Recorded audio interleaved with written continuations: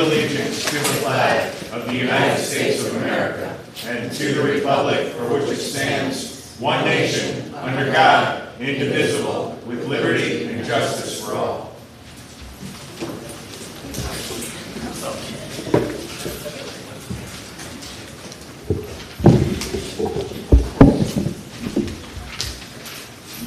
Okay, all correspondence is on file with the clerk's office. We'll start with the oral committee reports. We'll start with, is that better? Yeah. Yes. We'll start with the oral committee reports. Town clerk. Okay, before we get going with that, can I simply ask why we're not opening these meetings open to the public? You can do it. Okay, so I move that somewhere along here, we put in where the people can speak. Well, you can make the motion after we get done with the oral reports. Okay. Okay?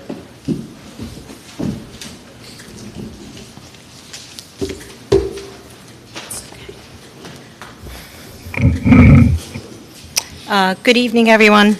My town clerk's report is from June 16th to July 20th. Dog license renewals, we did 50. Dog enumerations, we now have 169 new dogs, which brought in $580 worth of fees. We've done 6 marriage licenses, 6 marriage transcripts, which are the copies, 17 deaths transcripts, $24.50 in copies. We've done 15 fishing licenses. Total monies to the supervisor was $1,103.94. Total monies to New York State is $203. As far as taxes, the books are now closed and turned over to the county. The final payment went to the bookkeeper. That was $17.56, which was interest only. The bank account now has a zero balance. Refuse for the month of June took in $5,513. Total for 2021 was $29,519. There were 34 renewal handicap tags. Since my last report, 11 FOIL requests have been completed and 2 are still pending. I want to just touch a little base about the refuse. My office is the front line for the selling of the refuse tickets. Whether it's the residents coming into town hall or by mail, we are responsible for the intake of monies every week. Even though some residents aren't too happy for the most part because of the increase, most have been very understanding. This has been a difficult in such that the fees have not been raised in so many years. Just like everything else, our food, electric, cell phones, oil, and gas goes up in time. My staff and I would like to thank the residents during this transition for their patience and understanding. My office staff and I are happy to announce we have our children's book nook starting up again in the town hall lobby. Due to the generous donations of children's books by residents, we have a great selections for the children's to read. They can either keep them or swap them out. Nothing is better than getting a child to read, especially during the summer months. All children are welcomed. So I'm very pleased to announce, anybody who knows my office, hunting and fishing has always been a main priority. In our office, we've won quite a few awards. I'd like to announce that I'm pleased to announce that the Dutchess County Legislature passed by unanimous consent Resolution number 202-1100, a local law authorizing youths, 12 and 13-year-olds, to hunt deer. Counties who accepted this law so far are Dutchess, Putnam, Orange, Sullivan, and Ulster County. New York State now has 48 counties throughout the state who have accepted this. This new law allows 12 and 13-year-old licensed hunters to hunt deer with a rifle, shotgun, muzzle-loading firearm. These firearms may be used during hunting season. This allows 12 and 13-year-old licensed hunters to hunt deer with a crossbow during the times when other hunters may use crossbows. Requires that these youth hunters be supervised by experienced and licensed adult hunters at all times, and requires the youth hunter and adult mentor to wear fluorescent orange or pink clothing and to remain at ground level when hunting deer with a crossbow, rifle, shotgun, or muzzleloader. The sunset provision will allow the state legislature to evaluate whether or not the safety provisions are adequate before the law becomes permanent. The law may be extended, temporary or permanently, before the start of the 2024 deer season. Youths are our future of hunting and fishing. It is important this is passed down from generation to generation to teach our youth patience, discipline, ethics, sustainability, appreciation, confidence, preservation, and hard work. Kids do not remember their best day of television, but they will remember their best day of hunting and fishing. Growing up with 5 older brothers, hunting, trapping, and fishing were the heart of our home. My brothers and I would attest these were the best memories with our dad. Being the only girl, I was also taught to hunt and fish. Hunting licenses go on sale Monday, August 2nd, and you can purchase a fishing license all year long. They are good for 365 days from the date of purchase. My staff and I are here to answer any questions the hunters or fishermen may have. Thank you to Deirdre Houston and Bill Connors for answering my questions in regards to the new law. Please remember, the smallest act of kindness is worth the greatest intention. Courtesy and kindness are free. United we stand, and divided we fall. Again, I would like to say to all the employees of the town of Pleasant Valley, along with my staff, Kathy Miller and Jen Adams, thank you for the amazing job you do every day, and know that you are being recognized. You are an important part of the Pleasant Valley team, and we value your dedication to the town. Thank you for your time. County legislators?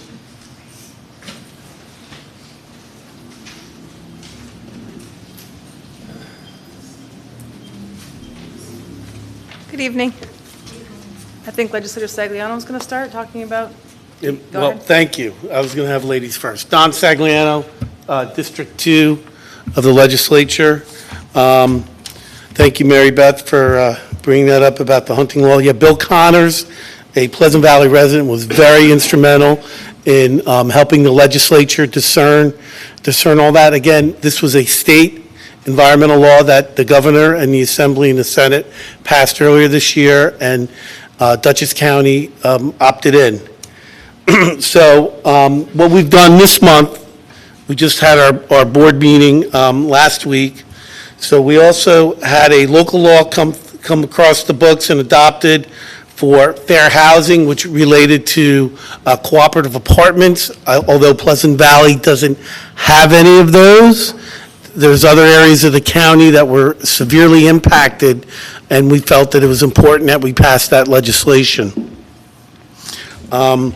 This morning, down at the Adrian's Library, County Executive Molinaro, along with Mayor Rob Rollison, Chairman Greg Pulver, and I think his name is Eric Midas from the City Council of the City of Poughkeepsie. Evan Minist. Evan, thank you, Frank. We adopted, County Executive Molinaro signed the 3 resolutions which the legislature passed for the Youth Opportunity Center, which is going to be a $25 million funded county project, along with outside money from the, what's the name of the group? The Montgomery Street Coalition? Yes. Outside money to remove and dismantle the old YMCA and build a county-run youth opportunity center. And it's envisioned over the next 5 or 6 years, probably when it's fully developed, to be a really extreme hallmark of Dutchess County. Much like the stabilization center, the 24-hour 7-day-a-week stabilization center over by Mid-Hudson Regional Hospital. The other item I wanted to speak about was we adopted the Dutchess County Community College budget. We had a great presentation from their board, and it passed unanimously with a modest increase in tuition. The county share of the funding is going to remain the same. And the last thing I wanted to touch base on, and if there's any not-for-profits that want to possibly apply for a grant under the Learn, Play, and Create grant, The county has allocated just over $3 million in funding for not-for-profits to support youth opportunities, the arts and sports. There's 3 local agencies that have already applied. I know that you have some in your district do. as well.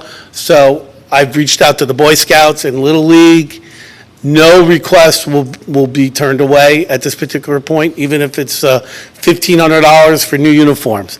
Unfortunately, it can't be a town-sanctioned opportunity. So anyway, another month or so, and that grant's going to close. Currently, there's, out of the $3 million, about $1 million has already been applied for. That's not to say it's going to be issued. The planning department still has to go through the analysis of those grants. And that's it. I'll Don, turn it- real quickly, what was the name of that grant again, please? It goes by, and the link is available on the duchessny.gov site. I certainly could forward it all to the town board. It's called the Learn, Play, and Create. So it's focusing on primarily youth activities and opportunities on the learning side, such as the libraries put a grant in to help with the children programs. Play is the Little League is interested in outfitting some new equipment, Pleasant Valley Little League, and Create would be for an artistic endeavor. One of the grants that was requested was to help with set design and set building. That wasn't in Pleasant Valley, but it was for another agency within Dutchess County. So it's pretty wide and varied, and it's really important that if you know of any not-for-profits that may have interest, let's work together and see if there's any way we can get some of those monies to these important endeavors. So, thank you. Thanks, Don. So the only thing I really want to just touch upon is the Youth Opportunity Center that Legislator Sagliano already spoke about. And the whole presentation is on duchessny.gov, but it's to be seen as a centralized services for youth across the county. So right now, children who have, experienced trauma have to go to one area to be interviewed and go somewhere else for treatment. This is really going to centralize all services for youth, as well as allow for some recreation for youth. But it's really an attempt to synchronize youth services and have it under one roof. And I can tell you that I was concerned about access to the Youth Opportunity Center for all my constituents, from Pleasant Valley all the way out to Eastern Dutchess, and did receive a commitment from the county executive's office that they will be looking at, and I'm now on a committee, I guess if you open your mouth, you get put on a committee, about looking at transportation and how to get the youth and their families to this Opportunity Center. So while it's centered in Poughkeepsie, there has been a commitment that we will have open access and equal access for all county residents. So that's important to me. So I just want to let you know that we will be looking at that to make sure everyone has equal opportunity. Do you have any questions for us? No, but it's not for anything to do with the town. Which is not, Town can't, the town. oh, the grant, the Learn, Play, Create, correct. So we thought that really non-for-profits and 501c3s were deeply impacted by COVID and their ability to fundraise, and specifically as it pertains to youth. They just didn't, the local sports teams didn't get an opportunity to get out there and do their raffles and raise money. So that's why this $3.1 million is targeted to the youth, this specific grant. But obviously, there's always municipal innovation grant money, CBDG money that towns can apply for other things. And then we also anticipate that towns will also be getting their own American Rescue Plan funds that they can do. So, towns could do take that on too if they so opted.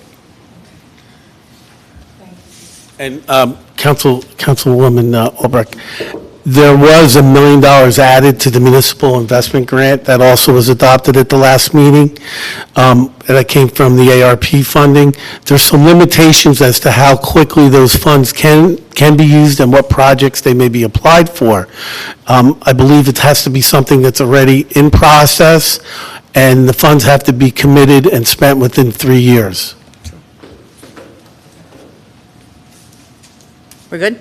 Yeah, I just Thank you. make sure Sam heard all that. Okay. Oh, yeah, no, I. Yeah. Thank you. And Sandy, if you have any questions, please reach out to either Deidre or I. No problem. Thanks. Thank you for your time. Okay, Recreation Department update. Hi. Do you want to give an update on the rec committee, or you want me to? You can, if you really want to. Go ahead. Well, we had our meeting in July, and we discussed the camp no teaming. So some of the people on the committee have taken different venues of looking into possible revenue generating. I want to thank the town board for the opportunity to discuss our recreation programs tonight, and to thank you all for our new copier. We are really loving using a machine that works. So thank you, Councilwoman Albrecht. I'll start with camps. Camp Sunny Days is in its 4th week. I want to thank our day camp director, Danielle Salzowitz, who will get up a little bit later and give some more information. Danielle, like I said, will provide a more detailed report regarding our camp, which is now being held at the beautiful Helen Aldrich Park. Basketball camp, this year it's being held at the Helen Aldrich Park basketball courts rather than inside at the LMS gym. Coach Laffin is looking forward to an awesome season this year. Camp will be the week of August 2nd, Monday through Friday, and we are still accepting camper registrations. Soccer camp was already held. Coaches Christine Jensen and Lisa Aravena ran our camp this year with the highest number of campers that we've had in recent years. We held it at the Bauer Park soccer fields, and all the campers and staff volunteers had a good time. They lucked out with it being a sunny and not rainy week, but it was very hot. Tracy, our soccer director, will get up later on, and she'll give more information about the camp and soccer in general. Summer Hoops is our drop-in summer basketball program, and it's run by volunteer coaches Ed Holteling, Rich Chapman, and Cody Palak. It's held every week at the Helen Aldrich basketball courts, Monday and Wednesday nights. It's a great group of players. Our younger division, we have 42 players, which is a record high for us, and the older division is 23. We also extended the length of the program, so this summer it's 8 weeks. I'll put a plug in for our free concert series. The series started last month, and our second free summer concert is tomorrow night. So grab your lawn chair and blanket and enjoy the music of cherished memories, an awesome doo-wop group that will have you tapping your feet and bring you back to your younger days. Concerts are held at Katy Park, and it starts at 6 o'clock. Soccer, our registration for the 2021-2022 soccer season is winding down. Again, our soccer director, Tracy, will get up and she'll give a little more information about it.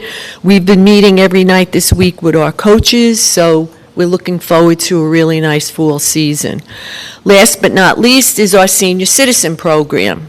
After a long hiatus due to COVID, we started our senior citizen drop-in program last Friday. Today, our senior citizen coordinator, Lisa Aravena, and I visited a local drop-in. So I guess without any further ado, I'll have Lisa Aravena come up and provide some highlights from our first meeting last Friday. Thank you. This is a first. Well, thank you. I'd like to thank everybody. I also like to point out just before we start that these little banners were made for the seniors before they came in that day from Danielle, from the campers up there. They had a blast. It was their idea. We got the call. We brought them down. We brought them in. I'd like to thank all of you for the opportunity to work in the community. Like Sandy said, we did open up last Friday and all, and after a long year and a half, give or take, of being homebound, it was really wonderful to see how elated these seniors were. So happy that when they got the phone calls and when they showed up, we really had a good handful of them that came in. Had about at least 20 people. We have 6 new seniors that did join us, and hopefully from word of mouth and with different things, I expect to see a lot more. Just like how soccer, I think this will grow also. They were really happy to be here, to socialize with their friends, and to see people after being, like I say, cooped up, and they really did enjoy it. So did I. It was a good time to see with everybody there. We received a lot of input on what they would like to enjoy and different things. It's things that they've had before, but maybe a little bit more we can do, such as day trips, music. They enjoy music, exercise, crafts, speakers of different things, maybe nutrition, finance, and stuff. Like I say, they really had a great time, and I'm looking forward to working and creating a great atmosphere for all involved in the community. I thank you.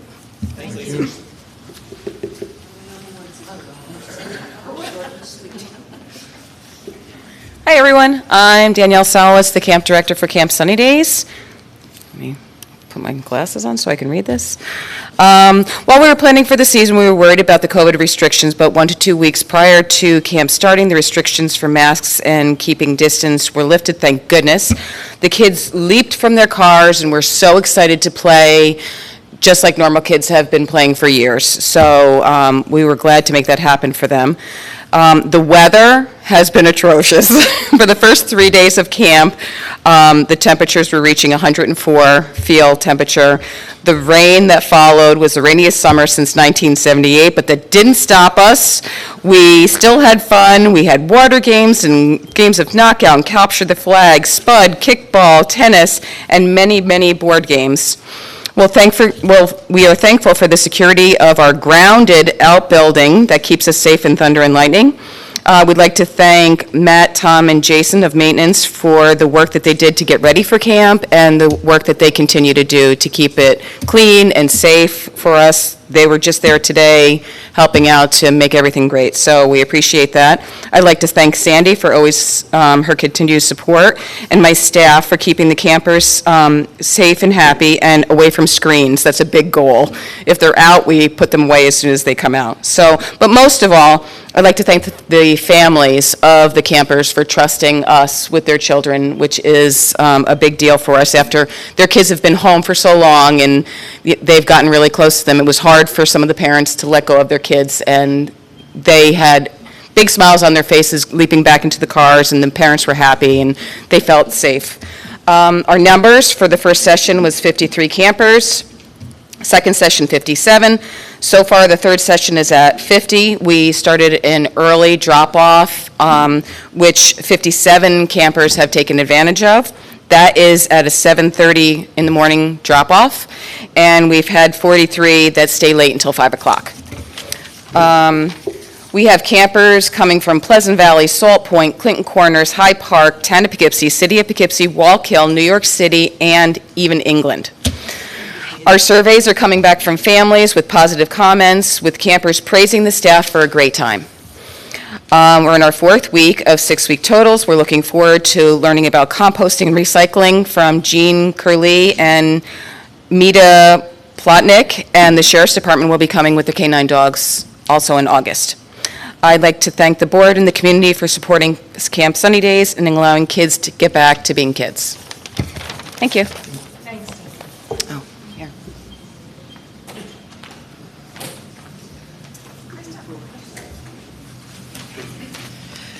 Hey, everybody. I feel like soccer just ended, and here we are. So Soccer Camp 2021 was a huge success. It's 5 days long, and it was hit with 3 heat advisories, 1 thunderstorm warning day, and on the last day, they were blessed with cool temperatures and drizzling rain, which was very welcome after the week they had. The coaching staff and coaching volunteers pushed through it all and gave the kids a wonderful experience. I would like to thank Christine Jensen and Lisa Aravena for the programming and coordinating of Soccer Camp this season. I'd like to thank the counselors Amelia Jensen, Maddie McCormick, and Matt Farrellito, and a special thanks to the volunteers Christopher Farrellito, Ricky Ainsworth, Charlie Jensen, Alex Tompkins, Emmerich Lumen, Brent Schultz, and Zach Kunkel. The kids had a great job, and I couldn't be more proud of everyone that pulled it off. Even though our registration periods are over technically, we are still seeing registrations trickling in, and our numbers are looking great. Our LDT registrations are at 82 players across the program. We have a U12 boys team and a first-time ever U12 girls team. We have 2 U15 teams and are fielding a U19 team for the first time in a few years, which is great. It's a sign that people are coming and staying. The Pleasant Valley Rec U5 to U10 co-ed in-town program currently has 125. There was 124 when I wrote this, but now there's 125. In the past, we have continued to see these numbers continue to climb well into September, and I do not expect this to change as the logistics for organizing our in-town program is slightly less complicated than the LDT program. These 125-plus players will be organized into 16 teams across the in-town program's divisions. Those 16 teams will be coached by more than 30 parents, older siblings, and even grandparents. We have many returning coaches and many new coaches.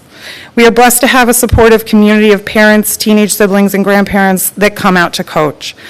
PV Soccer is a very special part of this community, and I am so happy and grateful to be a part of it. One of the COVID factors of playing last fall and this spring was the limited spectator rule. We are hoping that as restrictions are lifted and we move forward, hopefully away from everything we've been knowing for some time, that the restrictions of spectators will be lifted in order to allow us to invite the community to our games. These players work hard, and whether it is the younger players who do adorable things like pick up the ball and throw it into a goal, or the oldest players who have some pretty exciting games with local rivalries like East Fishkill and LaGrange, we would love to have our community come out and show support for our soccer teams. As always, when we get an update, you will get an update. Fingers crossed. We have started receiving inquiries on when Soccer Tot registration will be open. We don't open it right away because it is very overwhelming organizing everything else. Soccer Tot does not require teams or coaches or all the other complications. So we are telling the current inquiries that we will expect to have the final touches put on the programming and the details worked out, and Soccer Tot registration should be opening in the next week or so. For those of you who do not know, Pleasant Valley Rec has a swap closet for gently used sports apparel like cleats, shin guards, and soccer equipment. If you have these items sitting in a closet gathering dust and would like to see them put to some good use, PV Rec would be happy to make them available for a player in need. You can drop off any gently used equipment and apparel to the town hall or the recreation office in Salt Point. Please attention the items to the soccer director, me, or Tracy. Or you can just simply attention at the recreation department. Lastly, the volunteers are the single most important factor to the success of a soccer season. You don't have to be a soccer pro to help a kid have a great season. If you are able to help, I would love to find something for you to do. I assure you, it is rewarding to give back to this community. Thank you for your time, and I hope you guys enjoy the rest of your summer. Just on a side note, thank you, Tracy. On a side note, for all 4 of you ladies, Kenny went to camp in the heat, soccer camp, couldn't wait to go back, didn't care that it was 104 degrees. We've requested a second session. So no, from having a kid in camp, he loves it. He doesn't care how hot it is. He doesn't care how rainy it is. All he wants to do is go back to camp. So thank you. Before we close on the, Sandra, you mentioned something in the beginning about new teaming. I didn't really catch it. Oh, I'll speak to that. That was the rec committee. So the rec committee met at their last meeting, and we talked about your proposal to have us look into camp new teaming. Mm-hmm. We wanted to look at it as the sense of if the town is going to buy it, which is up in the air, but if the town is going to look into buying it, we need to figure out how to make it pay for itself. What programs we can offer, what revenue we can bring in.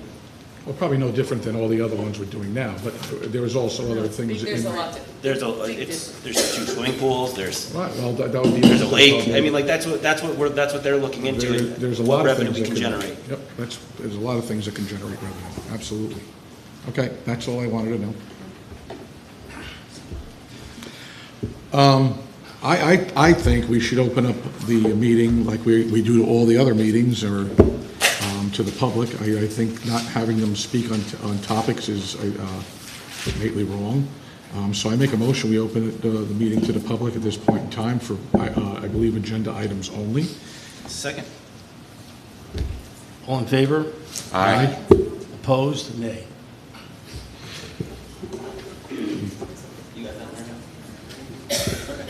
Okay, before we do this, remind you, we have 3 minutes, one time only, and no debate with the board.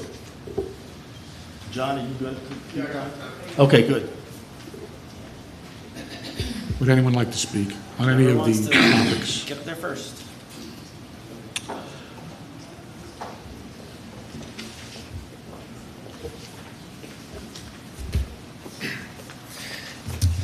Good evening, everyone. Mike Reifenberg, 45 Ryan's Run. I just going off of what the agenda says, so I might be way off base of what I'm interpreting as. But number 2, it looks like you guys are going to discuss hiring a vendor for all meeting recordings tonight.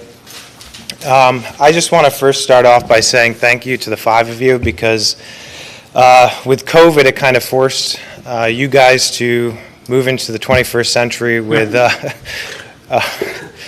providing some stuff that a lot of other towns provide, and that's recording of the meetings. And I guarantee there's probably 100 people at home watching that can't be here tonight. So it's really gotten a lot more residents involved. Talking to people, they're just a lot more in tune of what's going on in town. And I mean, 2 years ago, there'd be 2 people here, so this is great to see. So thank you for continuing this even after things are starting to open back up.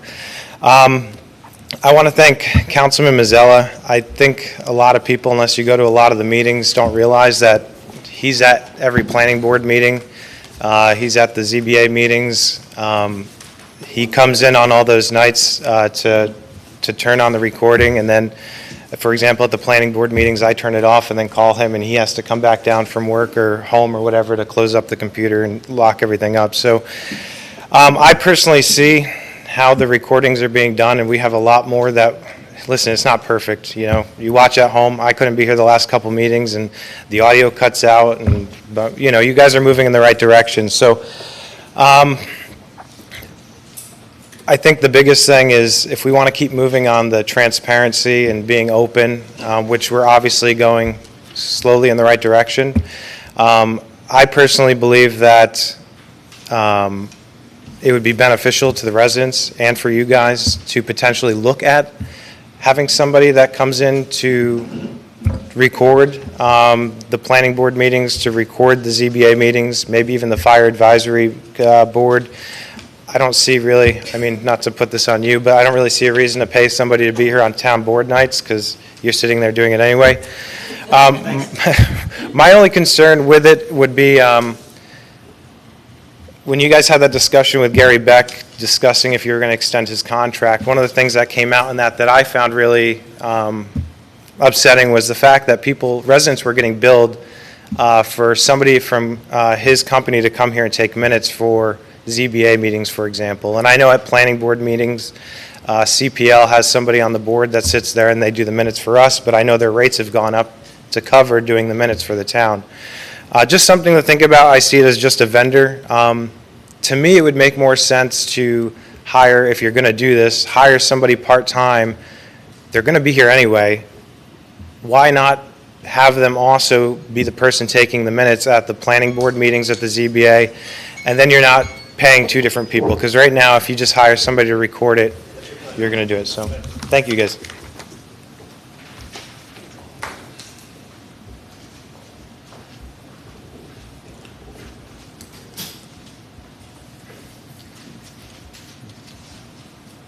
Would anyone else like to speak on agenda items only?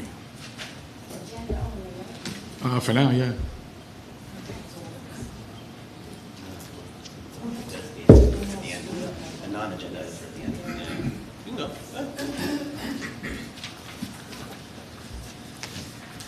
Carol Campbell, 122 Marshall. Couple of things. Thank you to the town clerk for her report. I really like the numbers for the dog enumeration, and I think that it was a great idea by putting them in the tax bills so that we could get that done. I see that we have a couple of items on the agenda where we're moving money. Amending the general fund balance 7113, and again 7114. My question about that is, we seem to be having a lot of amending the the budget. It's July, but we've had these for quite a while now. Usually when we have a budget done, we don't usually see these as we have seen them over the year. What would be very, very helpful is having the resolutions on the town board website and having the website up to date. It's very, very difficult to come to a town board meeting and try to catch where the money is being moved from one line to the other and why. So it would be helpful to have the resolutions. The other thing I see on tonight's meeting is the town board minutes. I think that's fantastic that they're all out here to be approved. My question for the board would be, and this is for the board and the board only, is why these haven't been put on before so we can get them out sooner. And that ties in a little also to the town board website, or I'm sorry, the Pleasant Valley website, so that we can see the minutes. It's hard for me to talk on too much on the agenda. The other thing that I'm concerned about is item number 6, authorizing refund of unused application fees, Resolution 7105 update. I'm very interested to see what the update is on that, because there was a resolution passed last week, and, my questions are what the update is going to be. So I look forward to that one so I can make comments later. Thank you.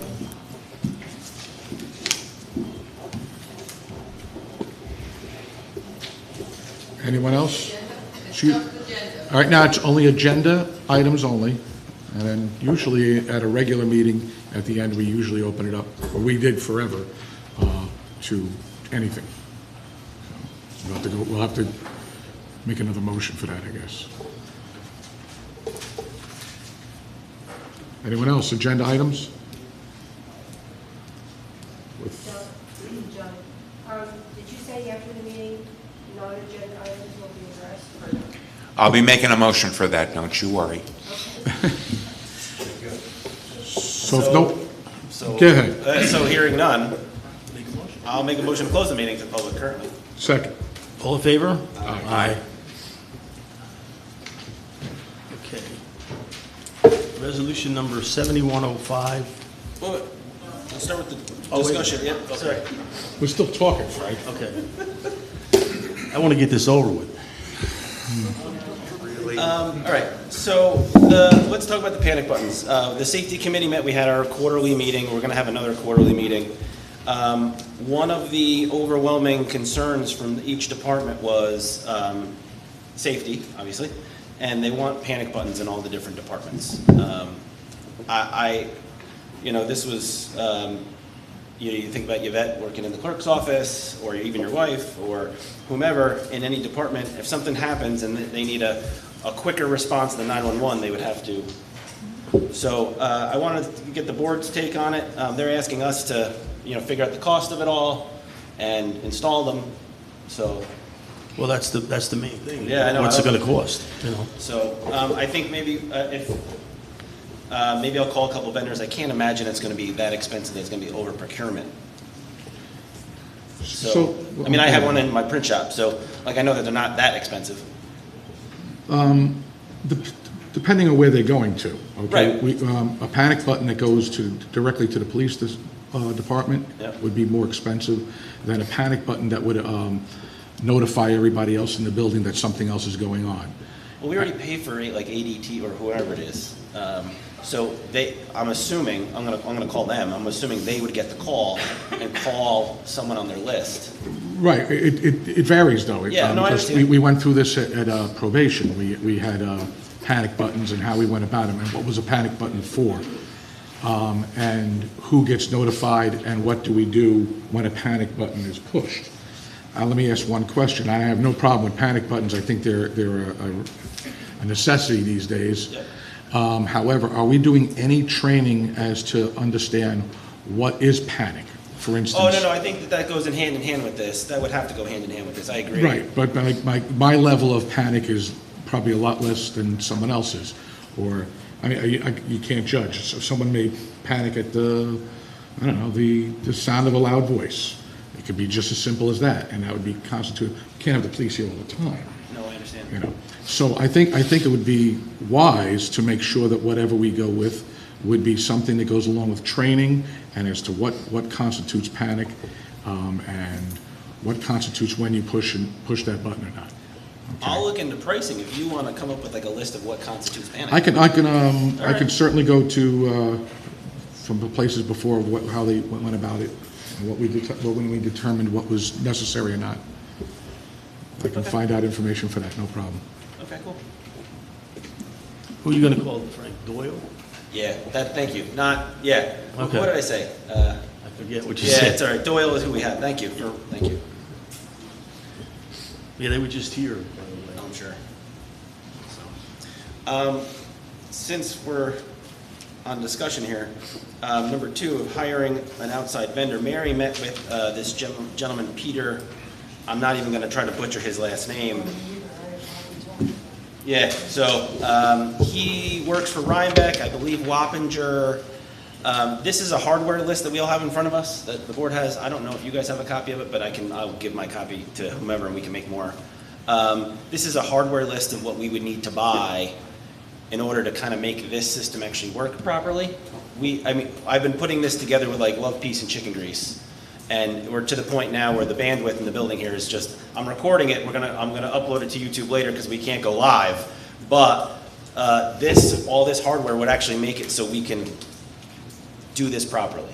The only thing is that I wasn't able to get to this one because I was going to Okay. But that's all right, because I have another estimate. We can't hear back here or Sorry, anything. there's another estimate coming in for these, so we're gonna talk about it again August 4th.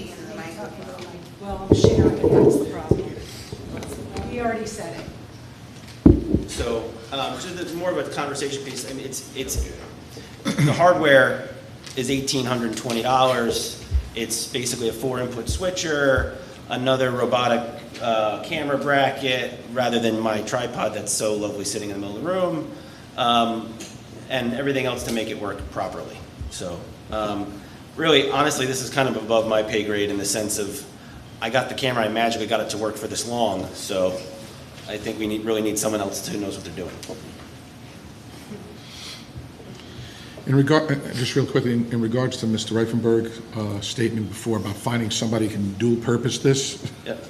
I think that might be, it might be a difficult fit. I don't know who would want to, I think this is more of a hardware piece. No, we're not going to have to worry about this because he's going to make idiot-proof for us. So we're going to have the Okay, computer. let me address what he was saying.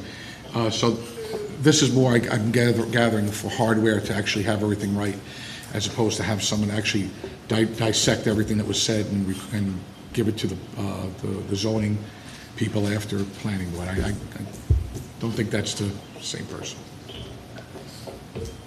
So, Mary, if you can get that other quote for whatever else we need, and then next month we'll be able to really kind of compare two side by side, what 2 different people are recommending we purchase for equipment to make it work seamlessly.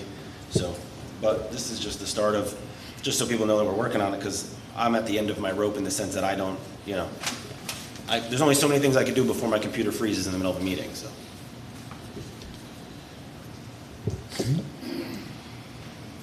Okay, we're done with that one? Yep. Okay, the postage machine?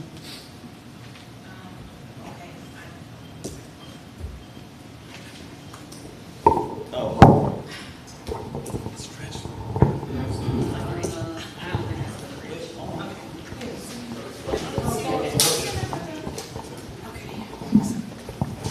Thank you. Okay, so the postage machine broke this week. It will not take any updates, any increases. It won't do inventory like it's supposed to do every 90 days. So the gentleman came out, our postage machine is 15 years old. It is not going to be in IMI compliance, which is the U.S. postal seal. When we run it through the meter, that seal is the IMI compliance. That is changing. The post office is changing that. The machine is going to be obsolete. He had a saleswoman call me today. She is going to give me prices, and she could do much better than what we were. Our volume has increased greatly from 15 years ago to now. There is $1,500 left on the postage machine. He got it to work, so we can just use that rest, but it is going to die out again. We had to literally buy stamps. The supervisor had to go to the post office and buy 1,000 stamps the other day because we just did not, nothing worked. And between the volume in my office and the volume in court, we go through a lot of postage, a lot of postage. So if there is any unused postage left in the machine, they will be able to transfer it out, but in order to do it, they have to put a new motherboard into the machine, and that costs a couple $100. So their best advice to us was to just try to use it, just try to get it out of there.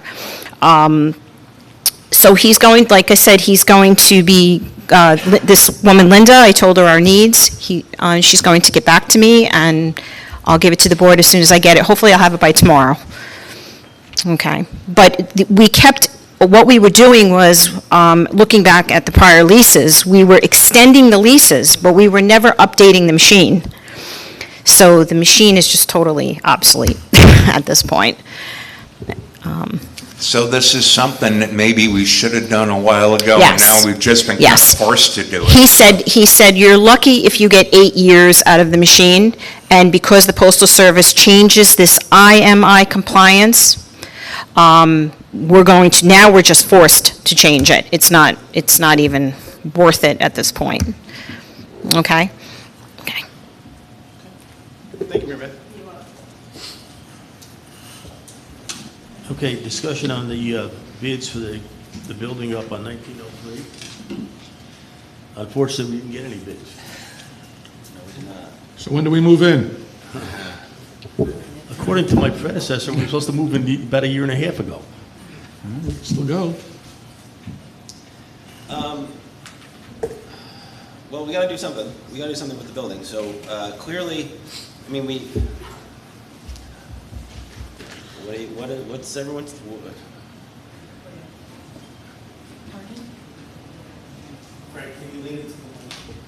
Yeah, well, I'm more thinking than anything else, Don. I mean, we got proposed costs from Greg as to what it would cost to either renovate or tear down. I mean, My feeling? yeah. I What's think, everyone's feeling? like I said before, the location is good, the building is not. I don't see spending $4.2 million on renovating something that's, 35 years old. it's not going to be suitable for us. I think we should demolish it and build a new town hall up there. That's my feeling. I went there with you, we looked around that building, we didn't really see any damage, other than facial Well, the thing of it and is, John, it's soffit not, and- even if you renovate it, it's not going to be, this is my feeling, okay? Why not do it right? Instead of retrofitting something that was not good in the first place, then why don't we just tear it down and build a new one? That's my feeling. I mean, you can differ with me. My feeling is, it's a solid building, it can be renovated to our needs. Well, if it's such a solid building, why don't we get a bid on it? Well, one of the issues here, There's several issues as to why, probably, but go ahead. Yeah, one is that commercial real estate is in the tank right now.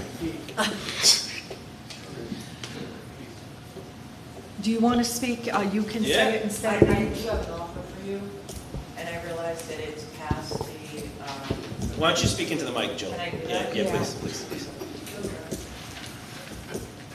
And please explain why. Okay, I do have an offer for you. The original offer that I presented was not accepted based on the fact that you had stated you had to go put it out for a public bid. The terms that were defined for the public bid were not accepted by my client. So he wants to make an offer on his own. The down payment request was too high. So, Okay, so, hold on.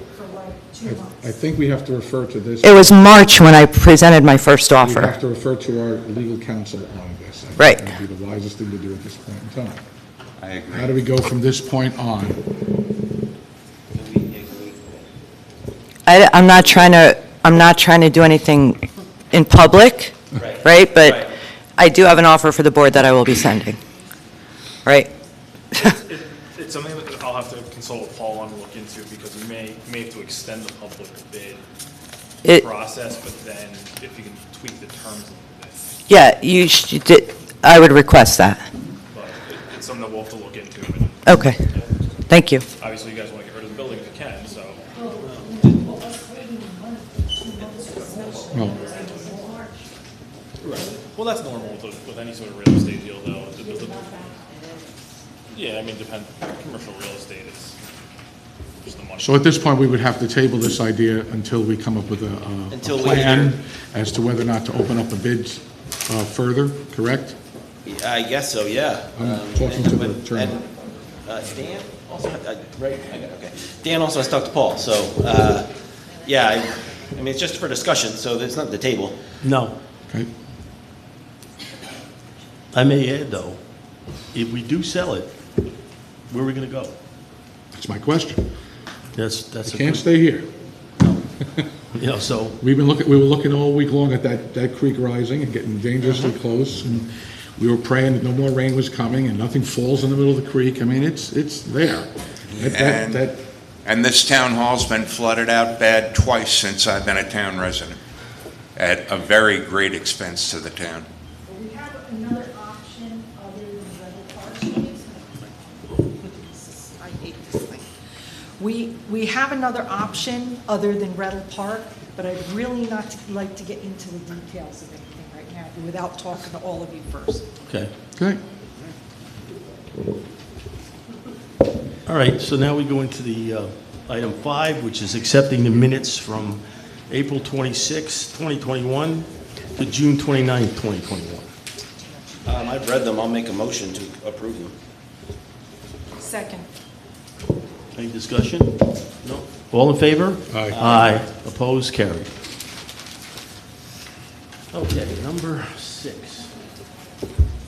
Resolution number 7105, 2021, authorizing refund of unused application fees.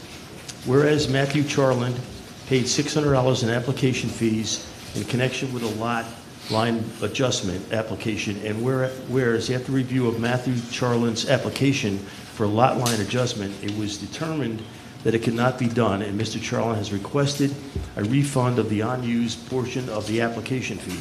And whereas Jacqueline Whately paid $600 in the application fees in connection with the variance application, and whereas Jacqueline Whately has made a request to have the application withdrawn and the unused portion of the application fee refunded, now therefore be it resolved, the town board hereby approves payment of an amount of $500 to be made payable to Matthew Charland as a refund of the unused portion of the application fee, and further be it resolved, the town board hereby approves payment in the amount of $500 to be made payable to Jacqueline Whately as a refund of the unused portion of the application fee. So moved. I'm going to second this because I want to talk about it, because I'm confused. Yeah. No, okay. All right, I know we talked about it. Let me ask my question, and someone can answer me, please. All right, so I remember this was for 500, and we bumped it to 600, and Second, now... we bumped we- Miss Whately back to 600 in last meeting. We went from 5. But not Matthew. But not Matthew, correct. So who's getting this money? So, I We're guess... both going to get money back. So... They're both going to get $500 back, and the administration fee that is non-refundable cannot be given back. We cannot start a bad precedent. That's all we're doing, John. We can refund we can't refund the application fee, correct? Well, I guess because it's listed on our list of fees as non-refundable is the And it's issue. in bold letters. Yeah. And we don't want to set a precedent. No, we don't want, we should not be setting this precedent. Are you Jacqueline? Yes, I am. Can you please come to my microphone for a minute? Thank you. I saw your emails late today. I didn't have a chance to call. Carol gave me your phone number, but I didn't have a chance to call you. But I did send you two emails in 2 weeks, so Your my first first ended up in question is what do you consider reasonable to respond to a resident that's emailing your you? first email ended up in my spam folder. I don't know why. Okay. And I don't, I mean, I normally So a don't week check. later, I emailed you I and saw it- still got no response. Well, in fairness, I saw it today. Okay, I mean, that's so fine. I couldn't you gave me see a the- phone number to call you back to have a conversation with you about it, because I have a laundry list of questions for you that I don't. It never came through. There's nothing attached to that. Okay, phone number, I'd love to talk to you. This is not the first time I've emailed people on the town board and I got no response. I've dealt with the prior administration for 3 years in a row regarding another matter about property lines and the fence that I'm looking to put up. So back in April, I believe, I came in and paid $150 for a fence permit, which took several people to figure out, how much it was, what I needed it for. Very confused. And I was confused because I don't really deal with any of this stuff, okay? So I paid the $150. I came back in May. I met with one of the, I think her name was Sarah, from the zoning department. No, I had made a phone call to Mr. Veith, I think is his name. Tom, well, he didn't, he was, right, he was very hesitant to give me his name. Very rude, very, very rude, very unprofessional. Told me, I was trying to ask him questions about how this works, getting a permit or getting a variance, what did I need? And during that phone call, he told me that I would not have to go in front of a planning board. And then Sarah told me, well, I don't know why he told you that, because you will. Like, the whole thing just kept getting very, very confusing. So then I did speak with Carol. Carol and I have known each other for a while. And she said, why are they having you go for a variance? You don't need a variance. And I said, well, that's what I was told. If I don't want a 6-foot fence, then I have to go for a variance to put up an 8-foot fence. Because I want an 8-foot fence because the business that I'm next to illegally, changed the grade of their driveway, which runs along my property. So now my yard is basically a fishbowl to, prior to this, there was vans in there, and they could basically see in my yard. So that was a 3-year thing. I know I spoke to you, never heard back from you. So, 4 years ago, I thought they moved out, so I figured it was over. well, it was not quite 4 years ago, it was 3, and you never answered my emails either, so it's okay. I understand everybody's busy, I've been patient. Anyway, back to this. So anyway, I put in on May 15th, I gave the town a check for $600 and a check for $250. And then speaking with Carol, we came down here to the zoning building or office, and Mr. Keith was coming out, and we asked to speak to him, and he rudely said, you have 30 seconds. Now, I'm sorry, I don't know this man, and his attitude, I don't know if he still works here. He is an embarrassment to what you're running here, okay? For somebody to say that to 2 women, you have 30 seconds, like my time isn't worth his time? So we all spoke, and then they decided that if I was going to move it back 30 inches off of my property line, which means that I lose 30 inches of my property because the neighbor illegally, and I don't know that he was ever brought up on charges or whatever was done, because 3 years ago, I went through hell with the past administration. There were lawyers involved, and I was told I was getting a fence. This business was going to be putting up a fence, and that never occurred, was never explained why. It was just, you're not getting it. So I have no idea where that came from or how that ended. But to put down $850 and then 2 days later, come back and say, okay, I don't need this, I'm going to move it 30 inches onto my property. I would like to know, in those 2 days, for $100, what did anybody do with those sheets of paper that I submitted? I'm not doing the variance. So if you can show me what someone did that cost $100. Well, honestly, I think that you need to come in and sit down with Sarah and Chrisanne, who work in that department. I've done that already. Okay, maybe with one of us then. For what? To go over this whole thing, because this is not up to the board on what should happen. Really, Who is it up to? It is up to planning and zoning. Well, then why wasn't I told that? The other thing is that I know you want to use Carol and stuff, but she is not part of planning and zoning. I'm not using Carol. Carol, I'm glad excuse me, I am not using, what do you mean by that? I'm not using Carol for anything. She came in with you. Yeah, as a friend, as somebody that... We have to do this stuff through planning and zoning. And if we start giving back non-refundable things. Okay. And the story that I have been specifically told is much different from yours. So this is why I feel that we should, that's why I'm saying what I'm saying. I really feel that maybe you should come in and Frank Szynski and myself can sit with you, with Sarah, and try to go over exactly what happened. Because if there should be a change, we can do it in the future here.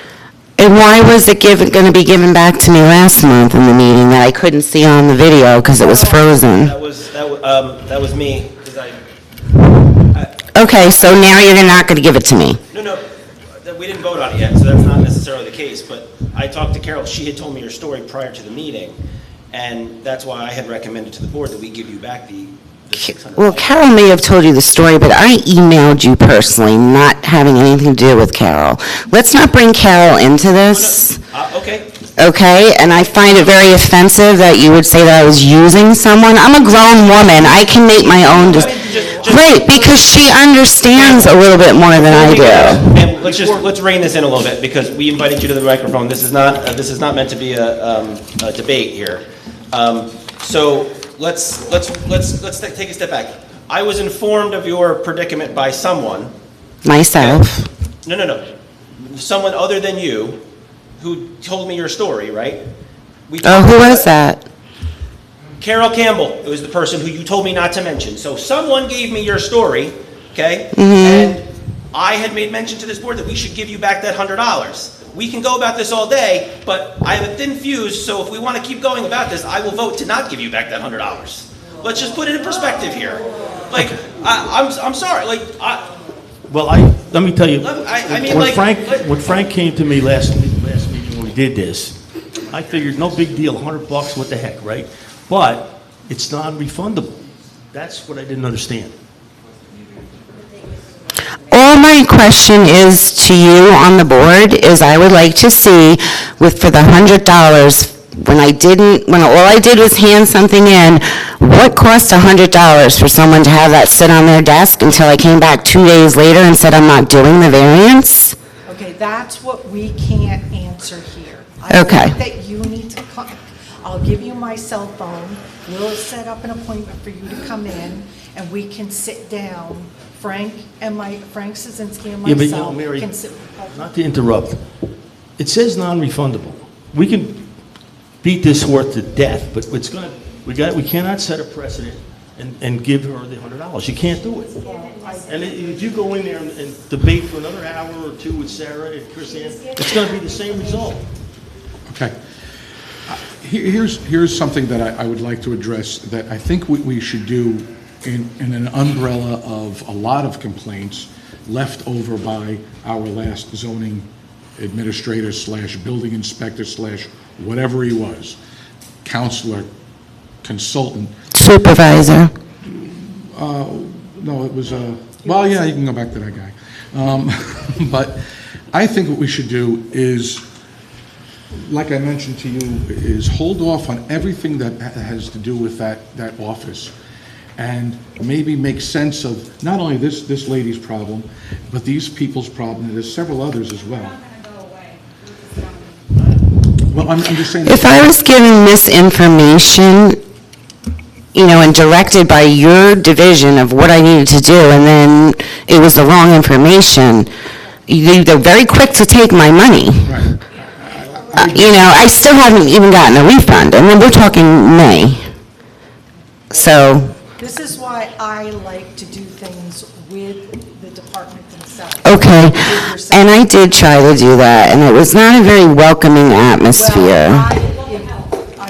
And that kind of, is not very welcoming either. Listen, we're getting off the track here. Yeah, so- It's not open to the public, and so we got to get back Yeah, on our business here.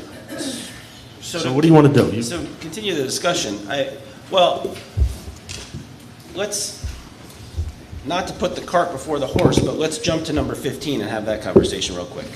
If we're going to appoint a building fee committee who's going to tell us what our fees should be, why, and are we going to, what are we doing with that, in the sense of, are we going to? Hold on, let's try to make this lady whole real quick. Yeah, I mean, like. So, who gets the $600 back? According to our last resolution that we passed, Matthew Charland is getting $500 back, and Jacqueline Whiteley is getting $600 back currently. Okay. And there is a discrepancy that she should get another 100, correct? No, that she should not get, there's on our current price list, it does say that there is a $100 non-refundable application fee. All right, so without holding up her $500, let's at least pass this, but under the guise of what do they call it, when they have a baseball game, when someone's done something wrong, and they, what was it? Well, not a replay, but like a review. Let's keep that piece, let's isolate that piece and have it reviewed. Huh? Protest, thank you, sorry, thank you very much. Let's hold the rest of it under protest. So this way, she at least gets her money back. Mr. Charlin gets his money back, and the $100 we should put under some kind of protest that we can review again, so she doesn't have to wait much more for the big bulk of the money, and then we can go back for the. For all of it, because I really believe I deserve my $100 back. Well, that's fine. I just think, for me, I would want at least my 500 first. I would just, if you would like to wait, we could table this whole thing. I don't know how long I'm going to have to wait for that. I'm making an option for you that we can take care of this and put the other piece on a protest, as we will, and try to fix that. Or we could table this and we wait for the whole thing. I'll take the 500 and wait. Okay. So let's refix this. Well, so we don't have to fix we don't fix anything. anything. It's already motioned and seconded, So now so we just got to vote on it now. So now, how do we put the other $100 onto a protest that we follow up on and finish this? I wouldn't call it a protest, I would call it like a review. Okay. A protest is. So my 2 cents is that we amend this resolution to add an additional resolved where Okay. the town board of Pleasant Valley will continue to review the $100 in question for Jacqueline Whiteley, and we will hopefully get back to you after we deal with number 15 in the end at next month's meeting. Okay, is that good for you? Thank you. Beautiful. Okay. All in favor? Aye. Opposed? Oh, we didn't have a motion? We No. didn't have a second? Oh, I'll make the motion to amend it, sorry. Oh, okay. So now we got to do the Right. regular. We need motion. to second. I'll second the motion to amend it. Okay. Approving the amendment? All in favor? Aye. Now we do the resolution. Resolution. Hear a motion? So moved. Second. Discussion? All in favor? Aye. All right. Okay.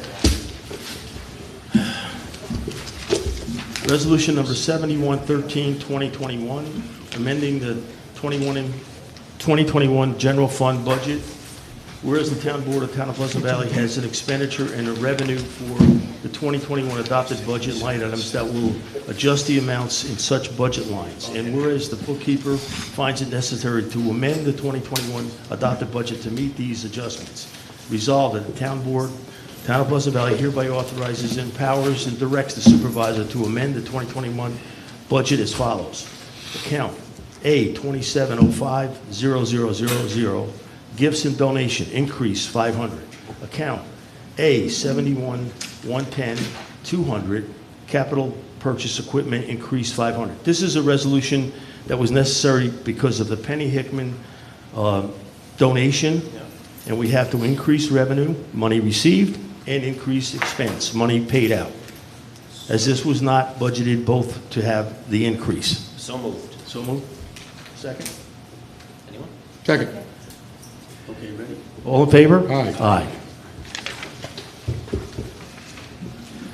Okay. Number 7114, 2021 budget, amending the 2021 general fund budget. Whereas the town board of the Town of Pleasant Valley has an expenditure and revenue for the 2021 adopted budget line items that will adjust the amounts of such budget lines, and whereas the bookkeeper finds it necessary to amend the 2021 adopted budget to meet these adjustments. Resolved that the town board of Town of Pleasant Valley hereby authorizes, empowers, and directs the town supervisor to amend the 2021 adopted budget as follows. State account number A 3089000, state aid, other government, other general government, increased $3,139.17. Account number A 1110.200, equipment, furniture, increased $3,139.17. This is for the grant we received for the Justice Department office equipment. We have to increase the money and increase the expense money. This was not budgeted. Both must be increased. I got you. So moved. Discussion? No. All in favor? Aye. Okay, now we're going to pay the bills. Resolution number 7115, 2021, authorizing payment of abstract number 7 of 2021. Whereas the Town of Pleasant Valley Town Board has audited the bills presented to the town clerk, by the town clerk, and an abstract has been compiled. Now therefore be it resolved, the town board hereby authorized the town supervisor to pay all claims as follows. Abstract 7 of 2021, general fund claims, $106,917.03. Abstract 7 of 2021, highway fund claims, $47,924.52. Abstract 7 of 2021, ambulance, $13,420. Abstract 7 of 2021, streetlights, $3,822.15. Abstract number 7, 2021, capital project, $21,057.37. So moved. Discussion? All in favor? Aye. Okay, resolution number 7116, 2021, authorizing payment of abstracts number 7P of 2021. Whereas the Town of Pleasant Valley Town Board has audited the bills presented, consultant escrow fees as specified in Town Code 82-15, 98-91, and so forth, by the town clerk, and an abstract has been compiled, and now therefore be resolved, the town board hereby authorizes the town supervisor to pay all claims as follows. Abstract 7 of 2021, planning and zoning escrow, $3,950.01. So moved. Second. Discussion? All in favor? Aye. Resolution number 7117, 2021, authorizing refund of electrical permit fee. Whereas FT Electric Incorporated, Franklin Thompson, paid $125 for an electrical permit, and whereas it was later discovered that the general contractor had already included the electric and the original building permit, and there was no need for a separate electrical permit. Now therefore be resolved, the town board approved payments of $125 be made payable to FT Electric Incorporated as a refund of electrical permit fee. So moved. They already paid? No. All right, so discussion? All in favor? Aye. Okay, this is 71-18-2021. Resolution authorizing the settlement of a tax certiorari proceeding regarding Jasmine Salah. I'm not sure about that one, but whereas there is now, Jamal Salah. Al Jamal? Okay. I should be able to pronounce that with my name, huh?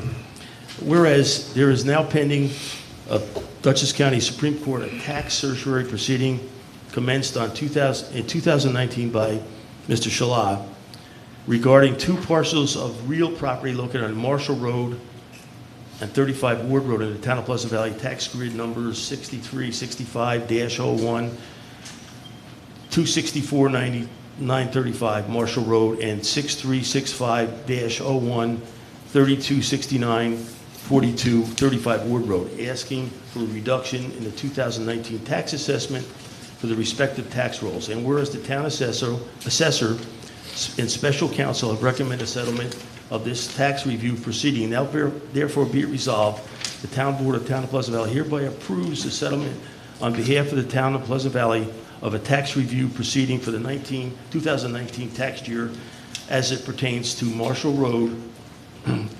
The assessment roll was $290,000, reduced assessment $240,000, amount of reduction $50,000.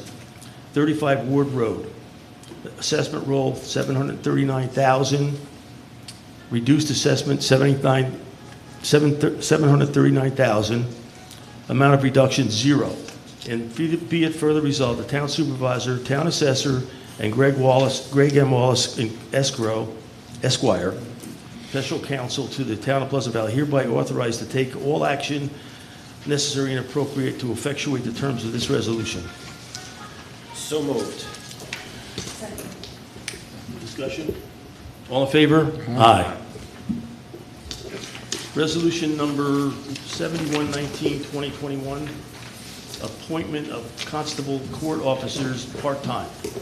Whereas the vacancy currently exists for the position of a part-time permanent constable officer, and whereas the town board feels there is a need to fill a vacancy of a part-time permanent constable court officer, as well as hire 2 alternate part-time constables court officers, and whereas the positions of part-time permanent constable officer and alternate part-time constable court officers are funded in the 2021 town budget, and whereas the town board has determined that Michael, give me that one again.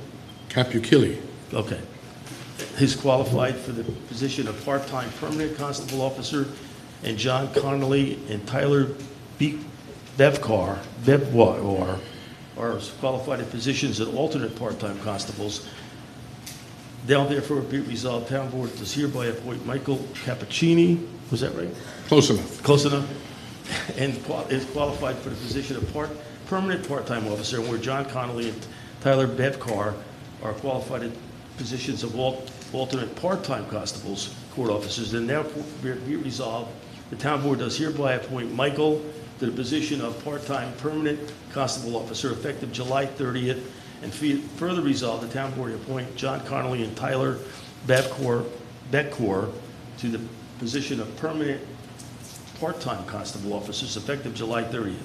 And now be it further resolved that Michael I'm going to give up on that one, and John Connolly and Tyler Bevwar shall be provided a court officer shield, collar pins, 2 pair of pants, 2 long sleeve shirts, and 2 short sleeve shirts. It should be compensated at a rate of $20.40 per hour to be paid at a budget line item A1110.99, and there now further resolved, the duties of the constable officers shall be set forth in resolution number 98, 2014, establishing the limited duties of the civil service classification of constable part-time for the purpose of providing courtroom security offices and for the town board, town of Pleasant Valley. So That's it. moved. Now, I just want to say thank you, John, for interviewing those constables, and I think we did a really good job of picking these out. Yeah, everyone was a gentleman who came up and Wait, who showed can we up. get a second before we start the conversation? I got it so moved. Oh, sorry. I made a motion. Second. Okay, cool. Okay. Now go ahead. Okay, so. No, they were great. We had many to choose from, and I thought we had a nice Well, we mix. started out with over 90, Yeah. but we had people from Boulder, Colorado. You know, They're not gonna when be you put here. it on Indeed, you get everybody, you know? So we whittled it down, and we interviewed, I think, what, 6 people? Yeah, about 6. Well, actually, that showed up. That was the other thing. Yeah, we a had couple 9, no-shows. yeah. But that happens, people get another job. And the reason why we're doing the alternates was basically because if we don't have people to cover, we have to go outside and outsource it to the sheriff's department, which costs us like $90 an hour. I think we have to pay a minimum of 4 hours. Yeah, it's So it expensive. makes a lot of sense to have these alternates to fill in. Yeah, And that's I- what we did. I think you gentlemen in the back will get along with all these fellas quite well. They're very professional, and they took the position seriously. Okay, we got a motion, all in favor? Aye. Okay, resolution number 7120 of 2021, appointing a building inspector part-time. Whereas the town now there exists a vacancy in the position of part-time building inspector 1, which is considered a non-competitive position pursuant to the rules of the classified civil service of Dutchess County. And whereas the town board feels that there need to fill the position of a part-time building inspector 1, and whereas the position of part-time building inspector is funded in the 2021 town budget, and whereas the town board has determined that Larry Mahar, is that right? Sure. Mahar, is qualified for the position of part-time building inspector 1. Now therefore be it resolved that Larry Mahar is hereby appointed to the position of part-time building inspector effective July 22nd, and further be it resolved that Larry Mahar will work as on a part-time basis, maximum of 20 hours a week, and shall be compensated at the rate of $25 per hour. And now be it further resolved that the town supervisor and town bookkeeper are hereby authorized and directed to file any and all documents with Dutchess County Department of Human Resources to effectuate the terms of this resolution. And be it further resolved that the appointment is subject to a probationary term of not less than 6 months in accordance with the rules of the Dutchess County Department of Human Resources. So moved. Discussion? Yes. Okay. I can't vote for this guy at this time. I would like to meet him, especially due to the volatility of this office. I think we all should meet with these people in this particular case. I think it would be wise that we all would actually agree on the person as opposed to taking one of our members or his word for it. Not that I'm disparaging that person, but I just think the volatility of this office at this present time requires more attention by all of us to be involved. That's all. I agree with Councilman Del Vecchio on this one. I also have not had the opportunity to speak with this gentleman. So I will say as well, I have not had the ability to speak with this gentleman, but I've gotten more phone calls than I care to admit about lawyers yelling at me because they need building inspectors. Yeah. We need building inspections done in order to sell homes in this town. Okay, and so why can't we just set up like a meeting with this fellow soon? Currently he's in Myrtle Beach on vacation. Or when does he get back from Myrtle Beach? I don't know. I don't know his travel plans. I never met the man. I couldn't pick this man out of a lineup. The weekend before we wanted him to start.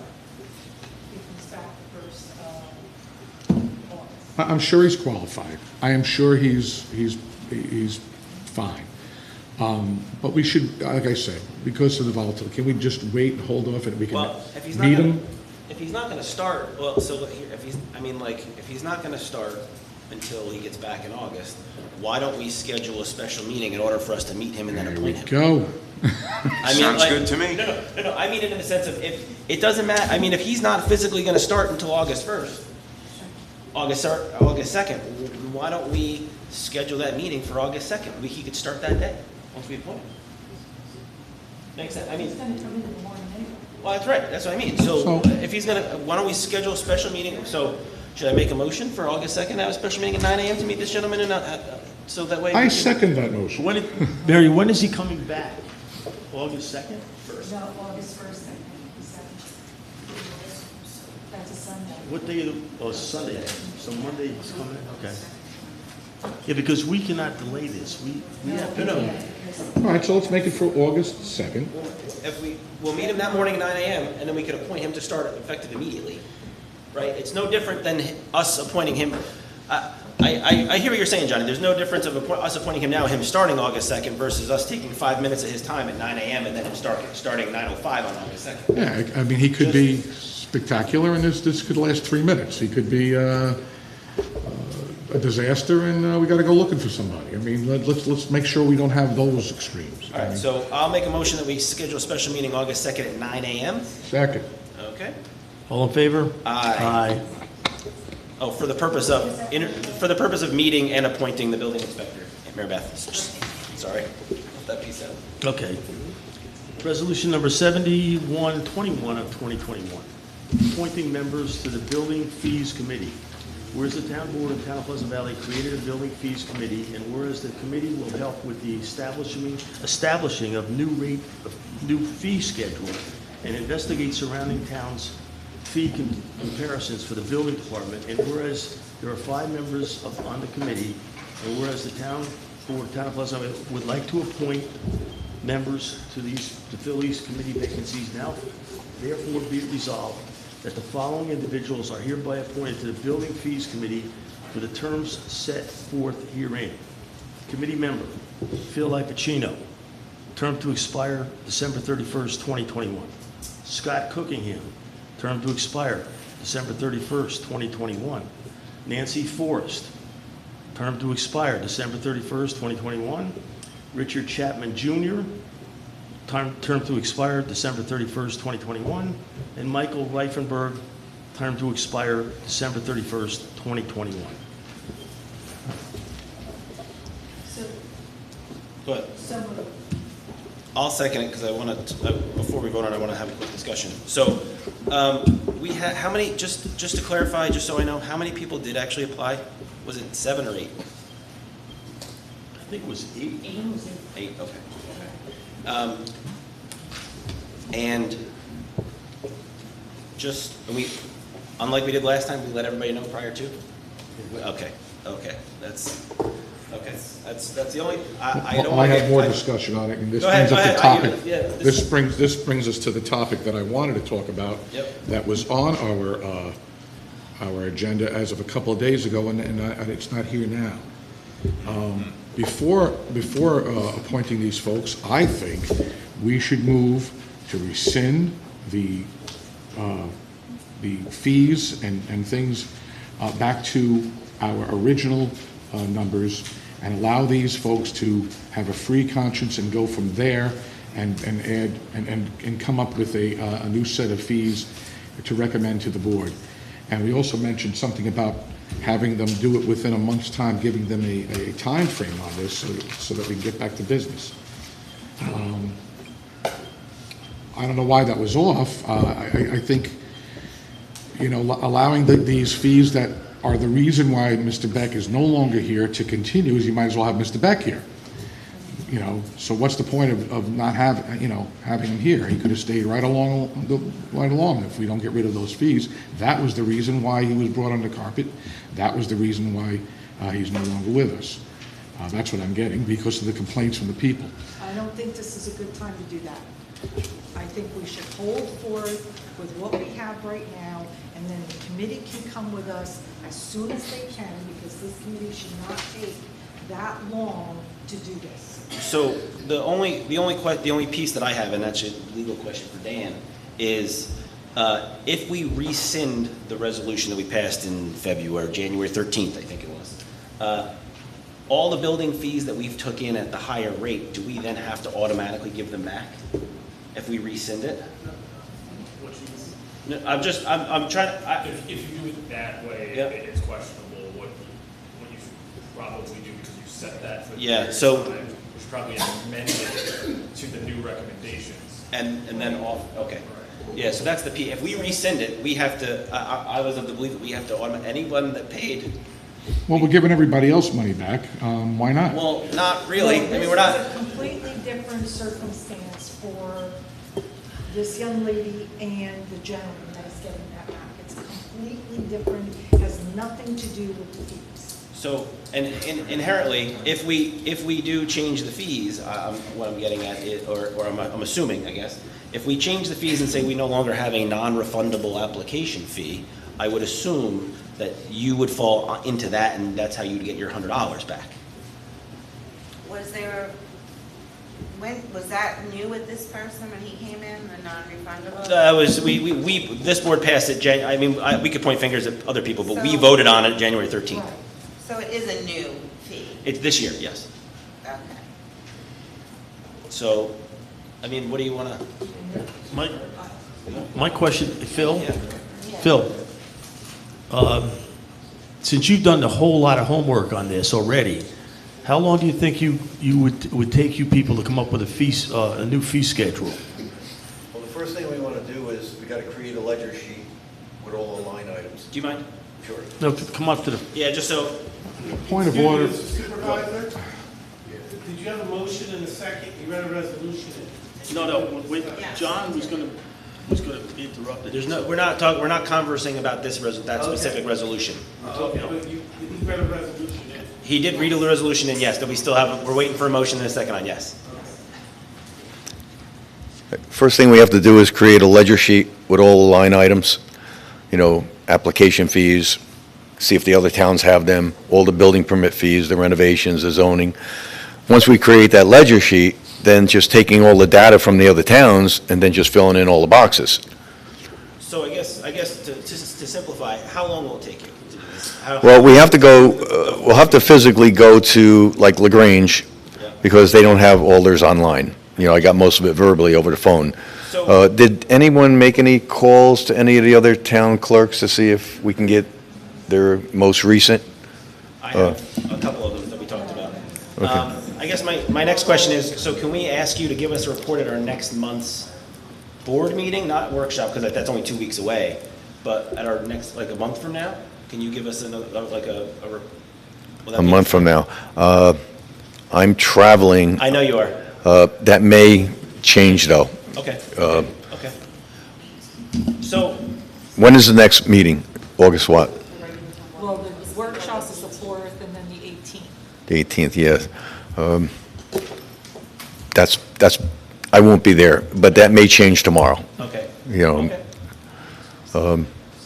But we can start putting this together, right away. I mean, if we can get a quick meeting with the 5 people and then let each person go out to, I'll physically go to LaGrange and meet with them and see if I can grab their paperwork. I'll stop at the town of Poughkeepsie, and I'd rather get it hard from them rather than, online, just a comparison.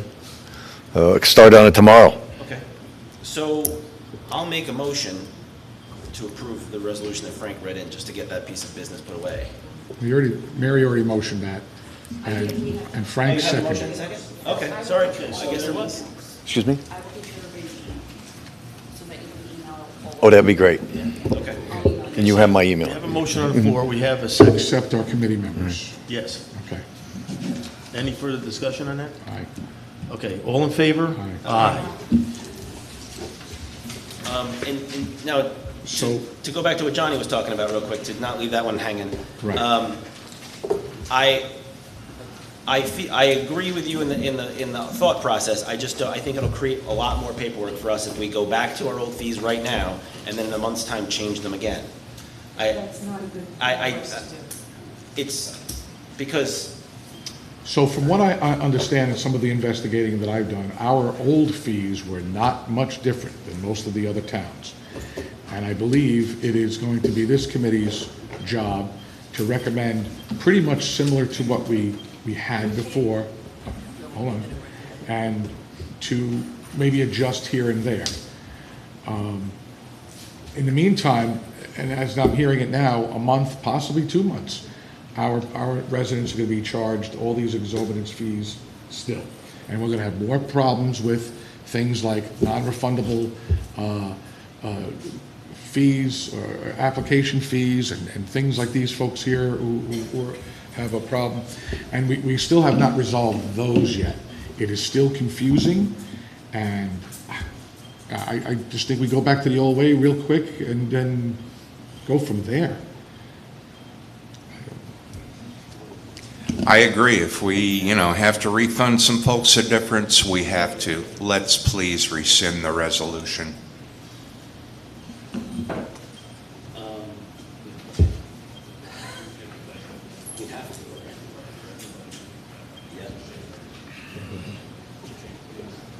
January 13th. All right, so according to Dan, we would have to then do an audit of the building and zoning department if we rescind it to figure out who's deserving of a refund or not. Instead of just waiting until we get. But we still have, I think we would still have to do it anyway. We would still have to do it regardless. Well, I think an audit of that department's not a bad idea either. No, I don't disagree. Well, I get it. Here's the thing. We still have a lot of things up in the air, and I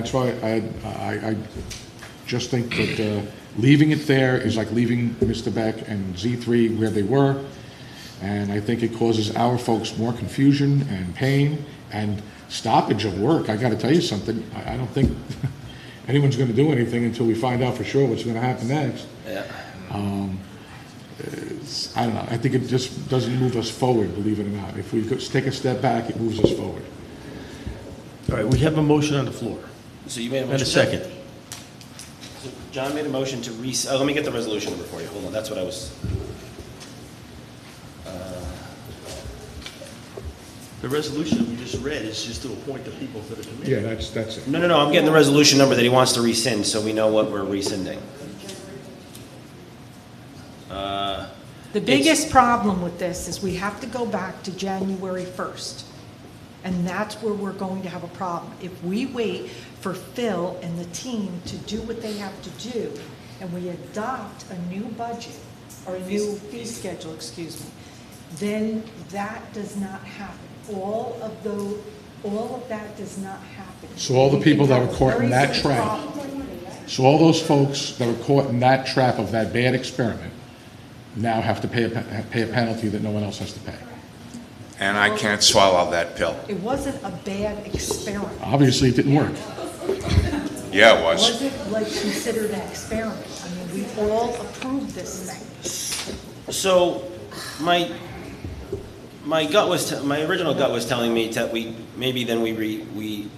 if we rescind, we somehow word the resolution to figure out refunds based off of Phil's work, right? I mean, we're inherently going back to the 13th and saying, like, this is what the fee should be as of the 13th of January, right? So instead of doing that audit now, right, why don't we do that audit after we figure out what the new fees will be and then base the refunds off of those fees? Does that make sense?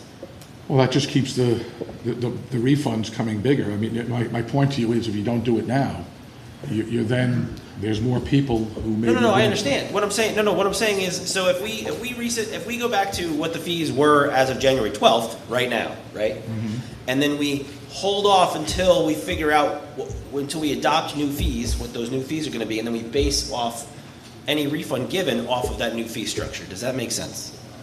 So as of tomorrow, if I want to put a garage up on my yard. You're going to go off the old fee structure. I go off the old fee structure. Yes. So everybody that was caught within that gap. Anybody will that's be caught looked- from tomorrow until whenever we change it gets the old price. It's from the 13th to today is the people we're working on. If I can jump in, what I would recommend you guys then table that discussion for your workshop in 2 weeks. I get what you're saying, more people may be applying and may be stuck with those fees, but one, you gotta look at the legal, if you even can by the town law refund some of those fees, I gotta look into that. What you're saying is making sense, but, we kinda get trapped in the same issue we got trapped in with the taxes earlier. We gotta make sure we can even Okay. refund that. I'm for that. So can we put that as the top priority on the agenda for the next? On your workshop? On the workshop? I would do that, and then me and Paul will come out with a memo to you guys in a week, or be able to advise you on the legal ramifications of it, rather than just start handing out money and having to go back and track it down later. I got no Okay. problem with that. Okay, so, Are we not, so just to clarify, we're not rescinding anymore? Not until next, not until. I think we should put that as a top priority for the next, Yeah, I would for the table, I workshop. would table the motion. Okay, Table yeah, motion. okay. So, okay. Okay? all right, so getting back to my original 7121. Yep. Everybody's in favor of that? Oh, yeah, we voted on it. We voted on it already. We voted on You it. did? We did that already. Oh, okay. Well, I think you guys get going off on tangents. Sorry. It's our job. Okay. So at this time, I make a motion to open the meeting back up to the public to anything. And I will second that motion. All in favor? Aye. Aye. Opposed? Nay.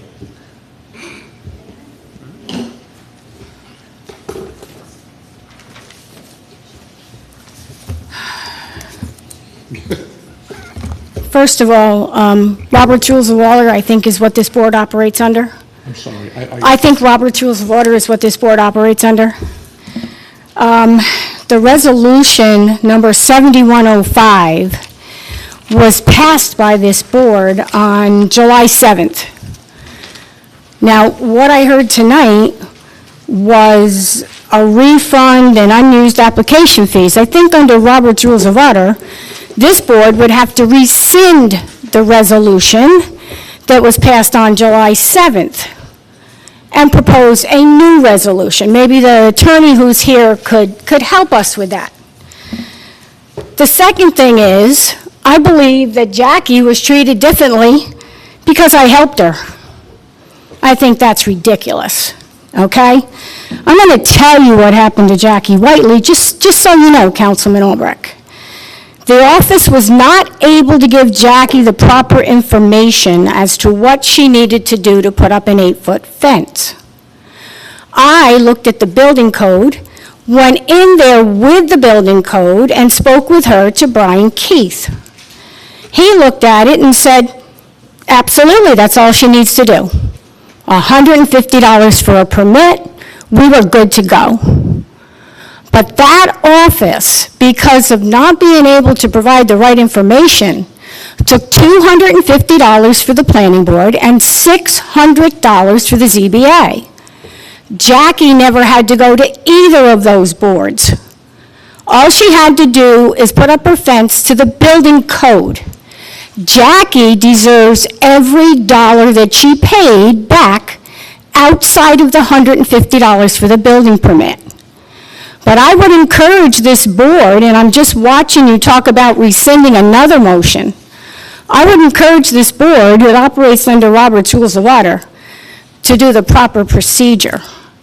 But I don't think it was right to single me out because I was the person that was able to help her out, because I have a building zoning planning background and was able to interpret our code, something that the people in the office couldn't do. And I just want to add, maybe it wasn't that, sorry. Maybe it wasn't that they couldn't do it. Maybe it was more the fact that I had been so confused and been told so many different things by different people that, yes, Carol helps me to understand, because this office was not very helpful, let's say. Okay? You know, I'm just saying, I'm a layperson, I don't know anything about, laws and zoning and all that, and I've had a bad experience trying to get answers over the years from anybody. So, yes, Carol was able to help me see it a little bit clearer. And I also, again, want to say, I did not apply for a variance. I paid the $150. Had I done the variance, you could gladly keep the $100 for administration fees. I just want to know what, in 2 days' time, $100 was used for. What is somebody doing that you're charging $100 for? To look at a piece of paper? Like, nobody can tell me. So, that's my question, and nobody has an answer. I mean, the majority of us are not here during the day. So, the only person that's actually here all day is Frank Stasinski. We're not here during the day, or I'm not here during the day, at least. Mm-hmm. So I can't, without talking to them, I can't answer your question. That's the best answer I have for you. I can't, without talking to them, I can't answer your question. Okay, and I'm just letting you know what I've run into coming here. Thank you.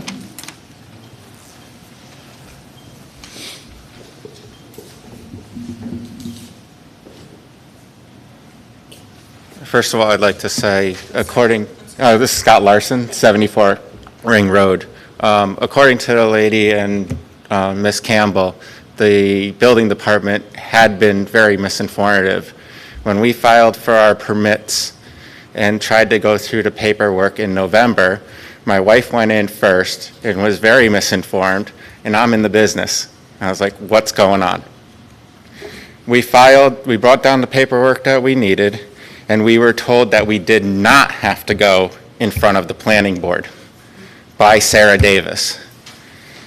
The day before the planning board meeting in December, we were told by Courtney that we had a meeting with the planning board. They are totally misinforming people about what they need to do. Second of all, our process started mid-November 2020. The ZBA themselves canceled their meeting in December. We had a meeting in January, which we had not been charged minutes for. This was this had already been started prior to your new fees. Are we not grandfathered in? Since we already started the process, halfway through, if we're 6 months into a process, you guys change the fees, and then all of a sudden we have fees that we don't know about. Very interesting new subject today. Yeah. Not only that, the ZBA themselves canceled the meeting, which carried us into February, which is when we were charged the minute fees. Third thing, we were charged from Sarah Davis to talk to the ZBA's lawyer. Is she charging the town for the same time because she works here and charging for Z3 separately? And is there an electronic record of that, of the hours that she works for the town and the hours that she works for us that we paid for? Because if she's working at the same time, that's wrong. I'm trying to think if there's that record, if that record exists. It should, yeah. Because nothing says that she isn't charging you guys and charging us at the same hour. Carol Roberts, North Avenue. I want to speak to how Jacqueline was treated by the board tonight. Frank, I'll be the first to admit, I owe you an apology. you do, because you threatened her. You threatened a member of this community. That was wrong. I'm going to give you credit for something else in a minute, but I want you to deal with that. The way she's been treated by the Building and Zoning Department is atrocious, and you see it's gone on and on and on. When Gary Beck came to the town board meeting and I addressed his fee schedule, 3 weeks later, I got an email from Courtney fishing for all kinds of information. She had everything she needed from when I turned in all my application, my stamped architectural drawings, everything was taken care of. She went on a fishing expedition. I wanted to know how she got my personal email. They didn't have any knowledge of my personal email. So I wrote an email to all of you demanding to know who gave her my personal email. I got a response from Frank Zazinski saying it was town business, so he gave it to her. It was not town business. You had no right to give her my personal email. At the next town board meeting, Frank Zazinski actually came up to me. Frank Mazzella, came up to me and apologized. He said he was, in fact, the one that gave Courtney my information. Frank Zazinski lied to me. Courtney lied to me. She told me also it was Frank Zazinski.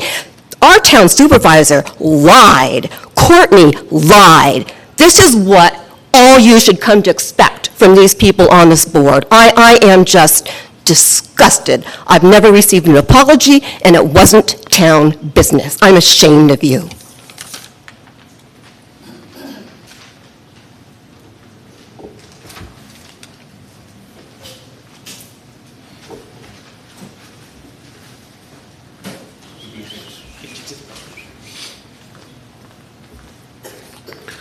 Greg Straley, Pleasant Valley, New York.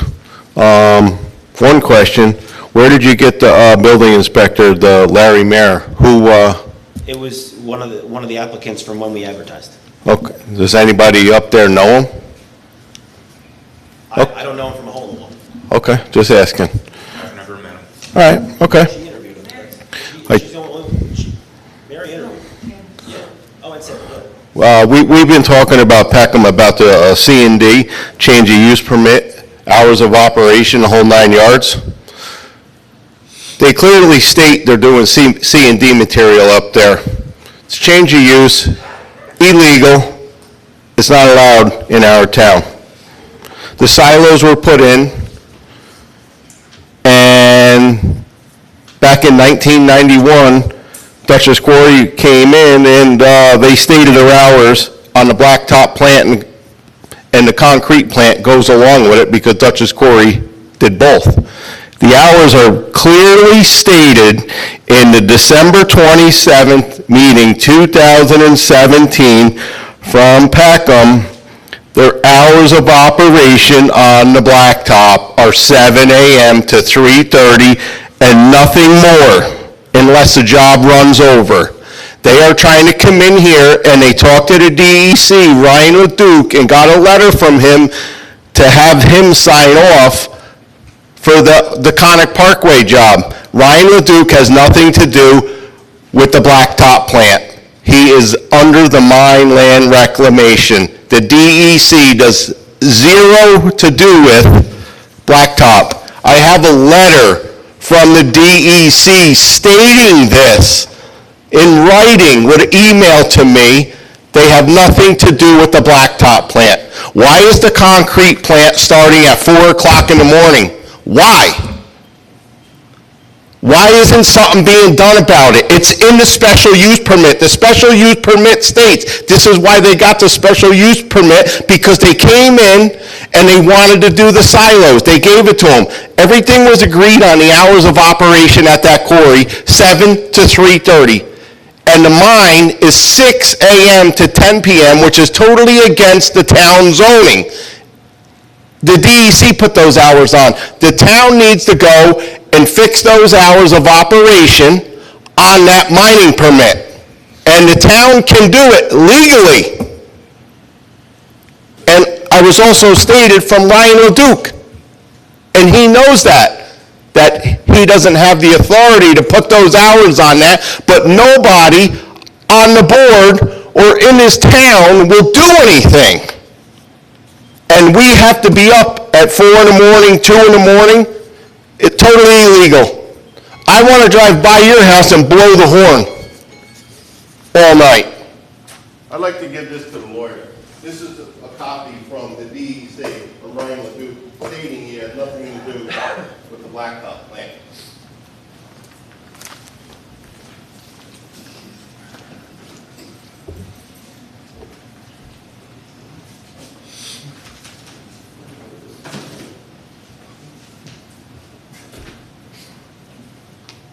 Priya Jain, 74 Ring Road. When we went into the zoning office and spoke to Sarah Davis, she told us that we would need a building permit for our project, and it would be $575 based on our square footage that we knew at the time. We paid it. And we knew, she told us that it was... Yeah, she said that, it's going to get rejected because it needs to go in front of the zoning board. She didn't mention anything about the planning board. So we said, okay, once this variance goes through and we actually apply for the building permit, are we going to get back our $575? Is it going to be applied for onto the future building permit? And she said, of course you're not going to get your money back. This is America.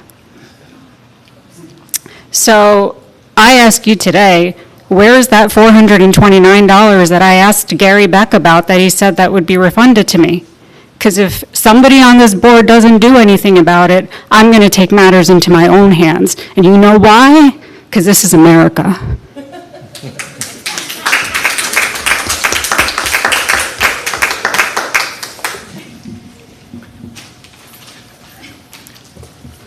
Hi, my name is Val Kachinovsky from Pleasant Valley.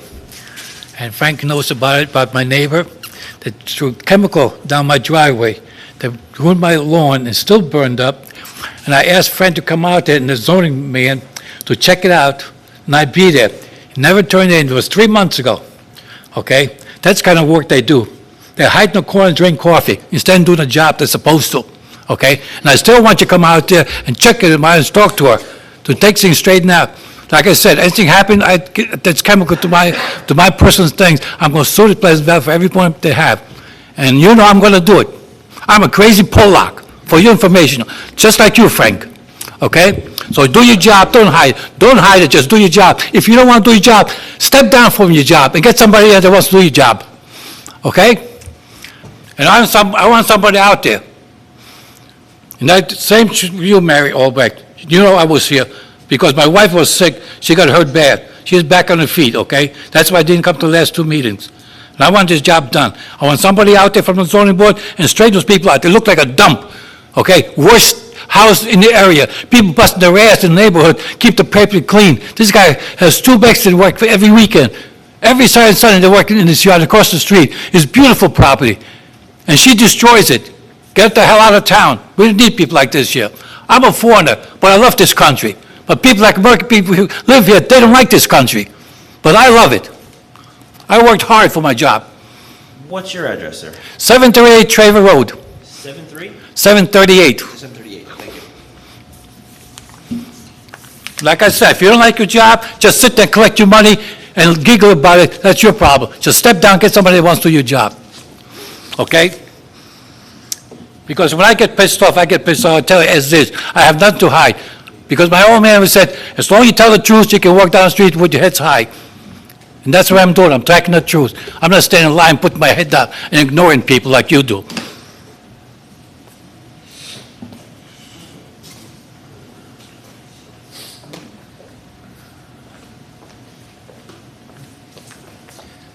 Mike Reifenberg, 45 Ryan's Run. Just a couple things now that I heard the whole discussion about the video.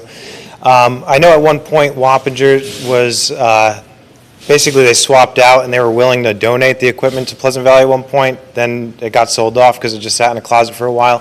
One thing to look at is maybe some other towns that are stepping down or, you know, redoing their equipment. That might be some way of getting at least something better than we have now for no cost to the town.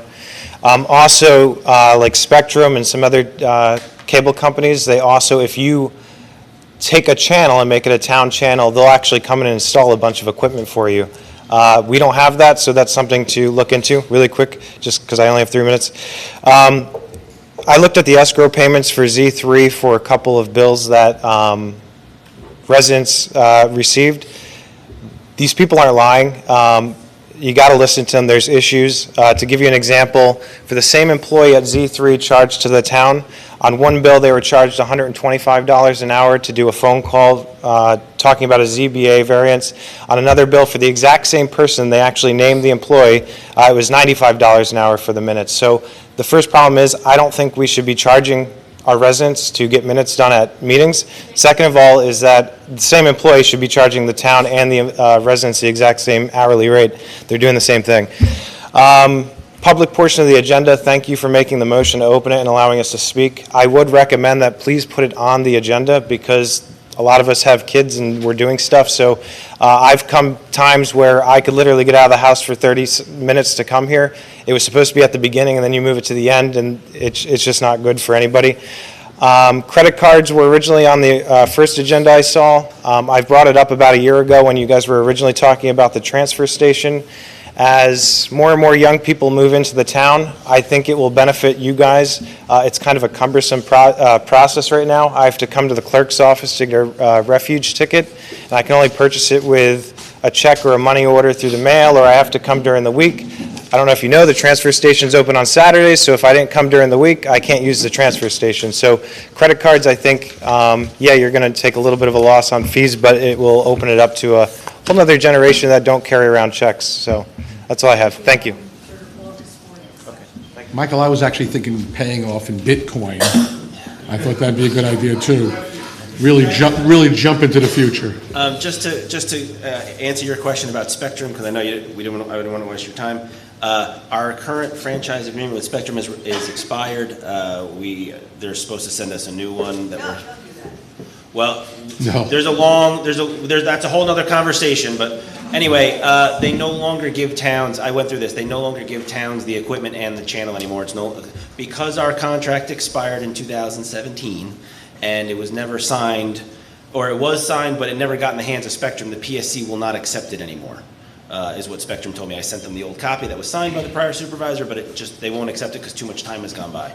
So, being that we're operating under the terms of the old agreement, but the new agreement we will not be, really, they're trying to get rid of that, I think, in the sense of they don't want to have to front the bill for towns to do their meetings anymore. So, but they won't offer it to us, unfortunately.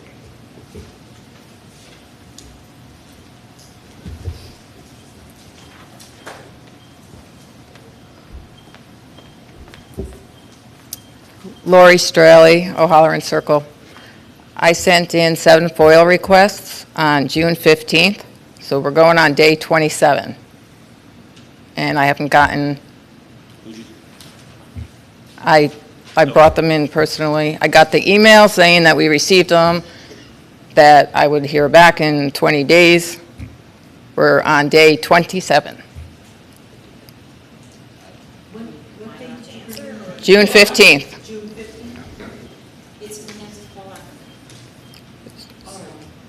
I don't know what you foiled. I can't speak to any of this. I don't know what you. But isn't there don't you have 20 days? You can go past the 20 days just I could answer that, because Okay. I remember looking at this very closely for many other people. So you're technically supposed to get a response in 5 days that it's been received. Which I did. You did that. Then there is a period of 20 days where the clerk's office gets to tell you as to how they may want to handle it. For instance, they have up to 20 days to decide as to which way to go with a FOIL.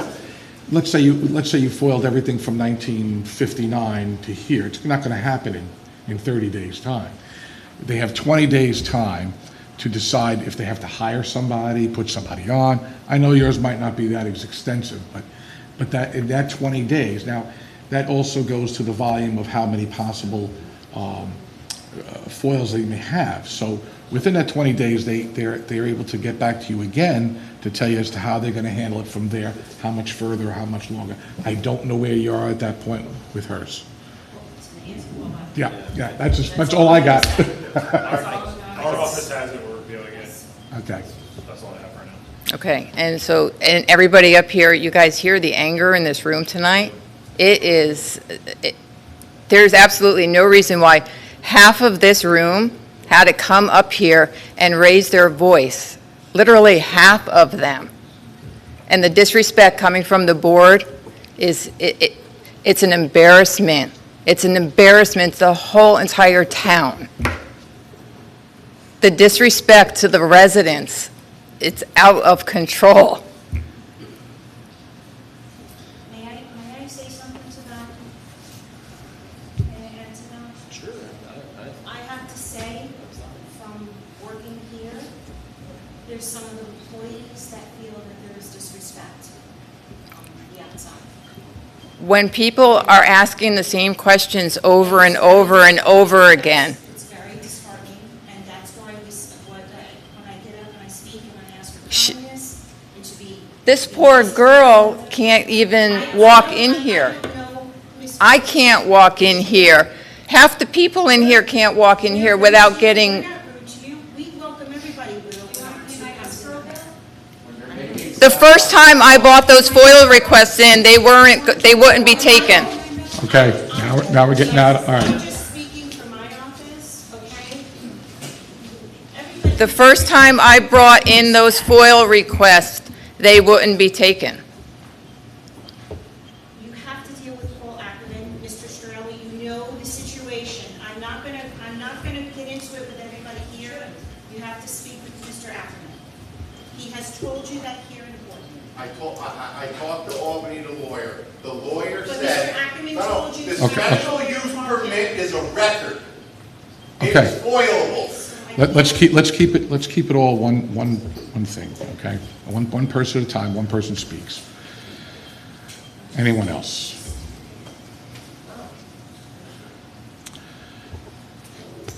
So I moved to close, without anyone else speaking, I moved to close the meeting to the public. Second. All in favor? Aye. Before we say goodnight, I would like to make one little more thought, motion, or, we have some reports that come from the rec department every single time, and we have reports coming from the clerk's office every single time at the beginning of the meeting.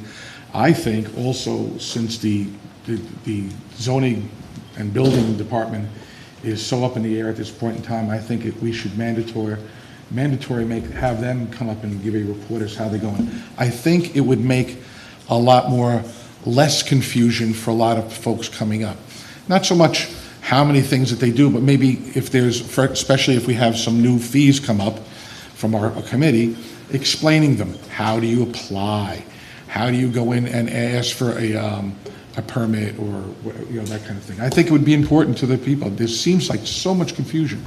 So I think that might be something we should add to our agenda, at least along with, the rec does a great job, clerks do a great job. Why not hear from the zoning department? I just putting it out there. They're the ones that didn't know what they're doing. Well, it might help if, sometimes, when you say it yourself, it kind of sticks in your head, then it might help keeping it that way. And one further thing before we get out of here, one little announcement, I guess, if you will.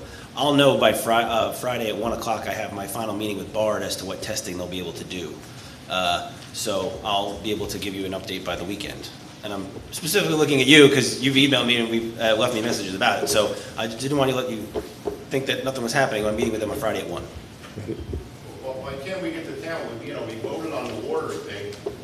Why isn't the town having the water being tested? I don't understand that. It's not fair to the residents. I mean, I will say, not to go back at you, Greg. The meeting's not open to the public anymore, but I will say, I brought a proposal in and it didn't go anywhere. So let's hope BARD will work. Okay.